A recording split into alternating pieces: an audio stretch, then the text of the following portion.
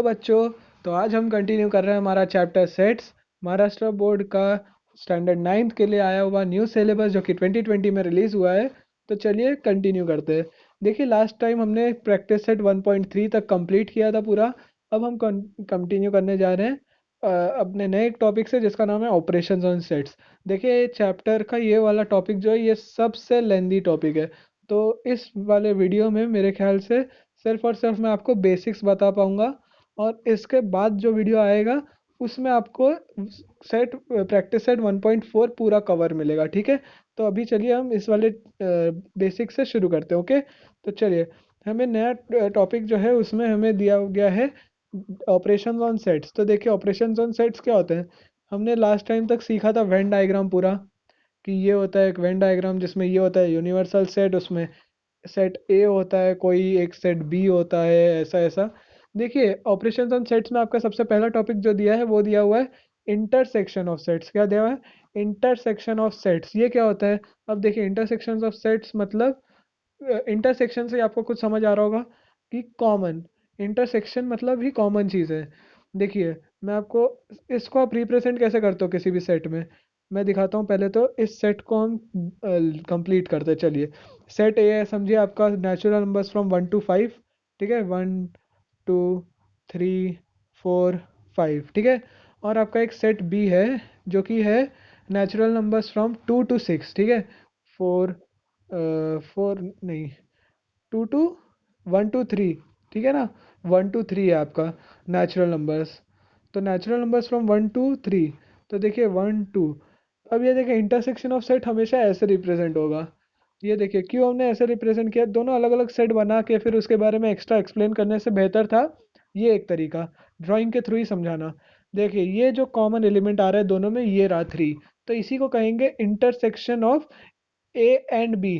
ठीक है, intersection of set A and B, यानी कि दोनों में जो कॉमन एलिमेंट रहेगा उसको दोनों सेट्स के सर्कल्स को इंटरसेक्ट करके दिखाया जाएगा। अब इसको मैथमेटिकली कैसे लिखते हैं आप?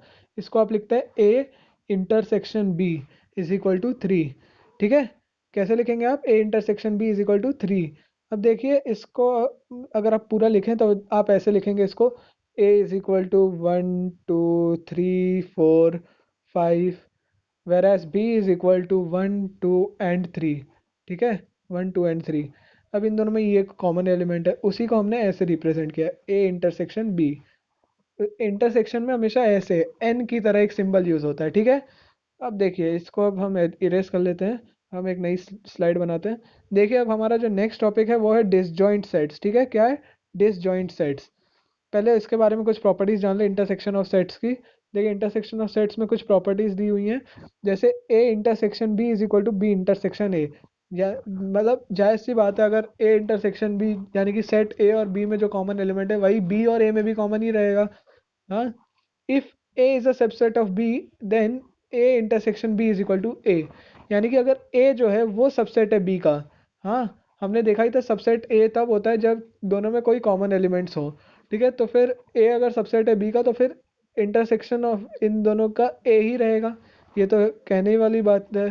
ठीक है, और दूसरा क्या दिया हुआ है, तीसरी प्रॉपर्टी दी हुई है, if A intersection B is equal to B then B is a subset of A. वही इसी चीज को खाली उल्टा कर दिया है। देखिए इसमें A intersection B is equal to A था और A is a subset of B था, वहीं पे अगर A intersection B is equal to B होता है तो B is a subset of A. ठीक है, if A intersection B is a subset of A and A intersection B is a subset of B.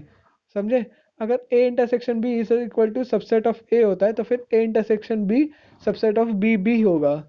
ठीक है, A intersection A complement is equal to null set रहेगा, यानी कि कोई भी चीज़ ऐसे कॉमन नहीं रहेगी उनमें। A intersection A is equal to A ही होगा और A intersection empty set is equal to empty set ही बनेगा। ठीक है, ये कुछ प्रॉपर्टीज थी। अब हमारा नेक्स्ट टॉपिक जो है वो डिसजॉइंट सेट है।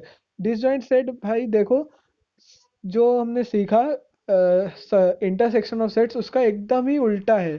क्या है? एकदम ही उल्टा। ठीक है, एकदम ही उल्टा है उसका। ये जो है ये एकदम उल्टा है इसका, इंटरसेक्शन ऑफ सेट से का। देखते हैं कैसे उल्टा है। इंटरसेक्शन ऑफ सेट से में दोनों में कोई चीज़ कॉमन रहती थी, इसमें रहता है not a single element is common in set. ठीक है, दोनों एलिमेंट दोनों सेट्स में कोई भी चीज़ कॉमन नहीं रहेगी तो वो बनेगा डिसजॉइंट सेट्स। ठीक है, देखिए जैसे इसमें ए में 1 है, 3 है, 5 है, 9 है, लेकिन टू बी में 2 है, 4 है, 8 है, दोनों में कोई भी चीज़ कॉमन नहीं बन रही है, इसलिए ये बन गया डिसजॉइंट सेट। इसलिए देखिए इसको कैसे अलग अलग रखा है, दोनों में कोई भी चीज़ कॉमन शेयर करने को तैयार ही नहीं है, इसलिए इन दोनों में डिस्टेंस है इतना। ठीक है, चलिए नेक्स्ट देखते हैं।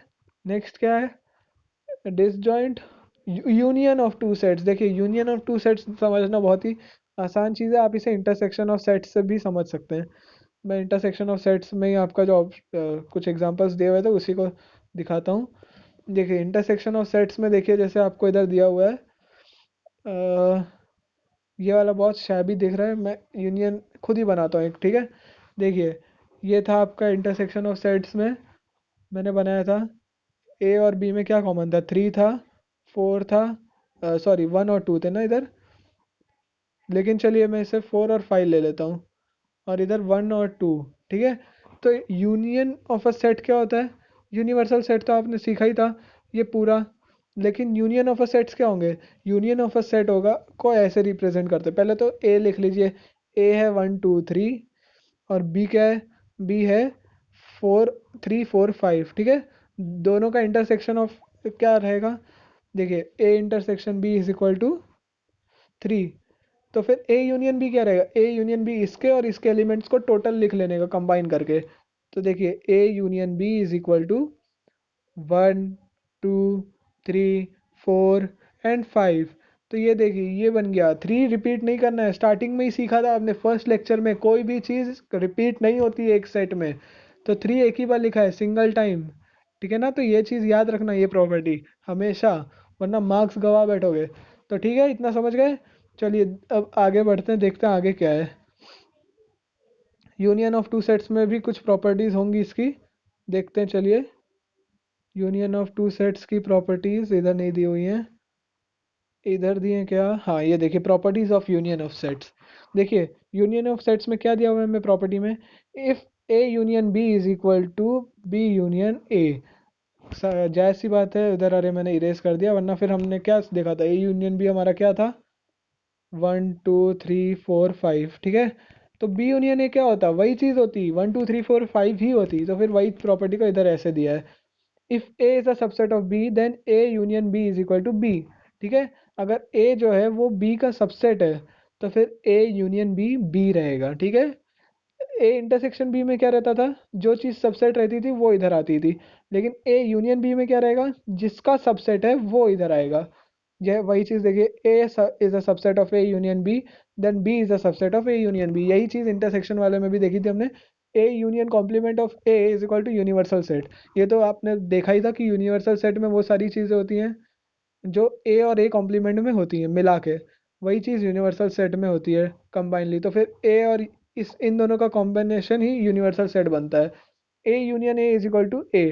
ठीक है, क्या दिया हुआ है, A union A is equal to A, तो ए और ए का यूनियन करोगे तो ए ही आएगा ना आंसर, उसमें और क्या आएगा, ये तो समझने वाली बात है, समझ लीजिए।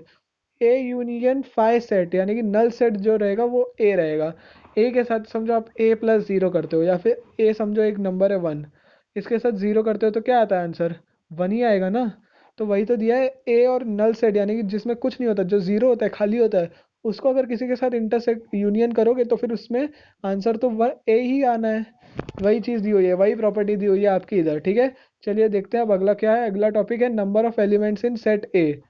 ठीक है, number of elements in set A, तो देखते हैं number of elements in set A क्या है।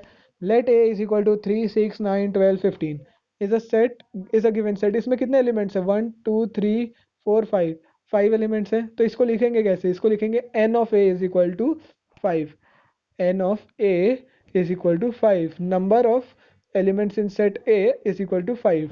ठीक है, वहीं पे बी में देखिए कितने एलिमेंट्स हैं, 1 2 3 4 5 6, तो इसको लिखेंगे n of B is equal to 6, क्या, number of elements in set B is equal to 6। ठीक है, अभी इसमें से ही आपका एक बहुत इंपॉर्टेंट फॉर्मूला बनता है जिससे आप अगले पूरे प्रैक्टिस सेट को सॉल्व करेंगे, जिसमें कि वर्ड प्रॉब्लम्स रहेंगी, तो इसलिए आप इन प्रॉपर्टीज़ को और इस फॉर्मूले को अच्छे से समझ लीजिए। N of A plus n of B क्या रहेगा, एन ऑफ ए दिया हुआ है आपका 5, एन ऑफ बी दिया हुआ है आपका 6, सिंपली दोनों को ऐड कर देना है। 5 + 6 क्या रहेगा आपका 11 रहेगा। वही चीज़ इधर दी हुई है। ए यूनियन बी क्या रहेगी, इन दोनों को यूनियन कर दोगे आप तो आपको मिलेगा ये वाला एक नया सेट, जिसका therefore n of A union B is equal to 9। इस सेट का एन जो रहेगा वो रहेगा 9। ठीक है, तो to find A intersection B means to find common element of set A and B. तो फिर इन दोनों में कॉमन एलिमेंट्स ये रहे तो 2 मिला। ठीक है, n of A intersection B आपको 2 मिला। N of A union B क्या मिला था 9 मिला था। N of A intersection B क्या मिला आपको 2 मिला। अभी देखिए इसी से फॉर्मूला बनता है, इधर जो सॉल्व करके आपको मिल गया आंसर, तो फिर इसी से ये देखिए क्या था n of A plus n of B. हाँ, इन दोनों को जब आप ऐड करोगे तो आपको क्या मिला था 11 मिला था। अभी 11 को आप अगर इससे 9 से सब्ट्रैक्ट कर दोगे तो क्या मिलेगा आपको 2 मिलेगा। तो फिर देखिए minus n of A union B, तो आपको आंसर मिलेगा n of A intersection B का। ठीक है, इस चीज़ को आप याद रखिए। देखिए इधर वो फॉर्मूला आपको दिखाया भी हो, therefore n of A plus n of B minus n of A intersection B is equal to n of A union B. अभी देखिए मैंने आपको n of A intersection B find करने का फॉर्मूला बताया। क्या बताया, n of A intersection B find करने का। इन लोगों ने क्या किया, इन लोगों ने थोड़ा सा फेरबदल किया है। इन्होंने n of A union B की जगह पे n of A intersection B रखा है। आपको अगर n of A union B पूछा जाए तो आप इसकी जगह पे इंटरसेक्शन रख सकते हो, और अगर आपको इंटरसेक्शन का पूछा जाए तो आप यूनियन रख सकते हो। ठीक है, ये तो मेन सेम सेम रहेगा, एन ऑफ ए और एन ऑफ बी ये सेम रहेगा ये वाला पार्ट। लेकिन अगर आपको इन दोनों में एक्सचेंज कर सकते हो, आप अदला बदली कर सकते हो जो भी पूछा जाए उस हिसाब से। ठीक है, तो देखिए प्रॉपर्टी क्या दी हुई है, प्रॉपर्टी तो है नहीं कुछ, इसका सिर्फ एक सिंपल सा फॉर्मूला है n of A union B is equal to n of A plus n of B minus n of A union B intersection B. ठीक है, verify the about rule for the given sets A and B, वो हमने अभी just verify किया है। तो ठीक है, तो वैसे भी वीडियो काफ़ी लंबा खिंच गया है, हमें अभी वर्ड प्रॉब्लम्स अगर करने बैठेंगे तो बहुत लंबा जाएगा। लेकिन इधर मैं आपको एक वर्ड प्रॉब्लम जो कि इसका एग्जाम्पल दिया उसी को समझा देता हूँ। देखिए in a class of 70 students 45 students like to play cricket, 52 students like to play kho-kho. All the students like to play at least one of the two games. How many students like to play cricket और खो-खो। देखिए क्या दिया है, total number of students दिया है, यानी कि universal set दे रखा है एन ऑफ यू जो कि है 70। एन ऑफ यू लिख सकते हो आप इसे, या फिर एक minute n of A union B लिखिए, आपको इधर तक यूनियन बी दिख सिखाया था ना, तो N of A union B लिखिए। N of A union B is equal to 70 दिया हुआ है आपका। एन ऑफ ए दिया हुआ है जो कि है students who like to play cricket जो कि है 45, students who like to play kho kho जो कि है 52। ठीक है, हमें क्या पूछा है, n of A intersection B find करने बोला है हमें, जिसका हमें सिंपली फॉर्मूला लगाना है जो कि क्या था मैंने आपको बताया ही था क्या है। लेकिन इन्होंने आपको उसी मेथड से जाने बोला है, तो फिर देखिए उसी मेथड से अगर आप जाते हो तो चलिए मैं करके दिखा देता हूँ आपको। क्या दिया था फॉर्मूला इन्होंने, n of A union B is equal to n of A plus n of B minus n of A intersection B. ठीक है, आपको फाइंड ये लास्ट वाला एलिमेंट करना है, ये वाला n of A union B आपको दिया हुआ है 70, एन ऑफ ए दिया हुआ है 45 plus 52 minus n of A intersection B. ठीक है, तो देखिए 70 इज इक्वल टू 45 प्लस 52 क्या होता है, और ये हो जाएगा 797 minus n of A intersection B. अब देखिए माइनस वाला टर्म उधर जाएगा और 70 इधर आ जाएगा। ठीक है, तो ये माइनस वाला टर्म उधर जाके पॉजिटिव हो जाएगा, तो आपको मिलेगा n of A intersection B is equal to 97 minus 70, तो फिर आपका आंसर आ जाएगा 27। ठीक है, तो आपको ये मिल गया n of A union B, n of A intersection B. देखिए इधर आपका आंसर वही है 27। ठीक है, तो हमने इसमें क्या क्या देखा, हमने हमने सीखा इंटरसेक्शन ऑफ सेट। ठीक है, इंटरसेक्शन सीखा हमने, हमने यूनियन सीखा, हमने डिसजॉइंट सीखे, डिसजॉइंट सेट सीखा हमने, और साथ ही साथ हमने यूनिवर्सल सेट के बारे में देखा, सब देखा। उसके साथ हमने वर्ड प्रॉब्लम्स को कैसे सॉल्व करना है वो भी देख लिया है। ठीक है, हमने एक बहुत ही इंपॉर्टेंट फार्मूला देखा जिसको आपको खुद को याद करके रखना पड़ेगा। इस फार्मूला को आप नोट कर लीजिए, बहुत ही इंपॉर्टेंट है, अगला पूरा एक्सरसाइज इसी पे है। ठीक है, तो चलिए बाकी का हम अगले लेक्चर में करेंगे। तब तक के लिए बने रहिए चैनल के साथ और लाइक ज़रूर कर दीजिएगा वीडियो को, और साथ में चैनल को सब्सक्राइब करके हमारे साथ जुड़ जाइए, क्योंकि सारा लेक्चर सभी कुछ आपका इसी चैनल पे आएगा। ठीक है, thank you so much, bye bye, take care.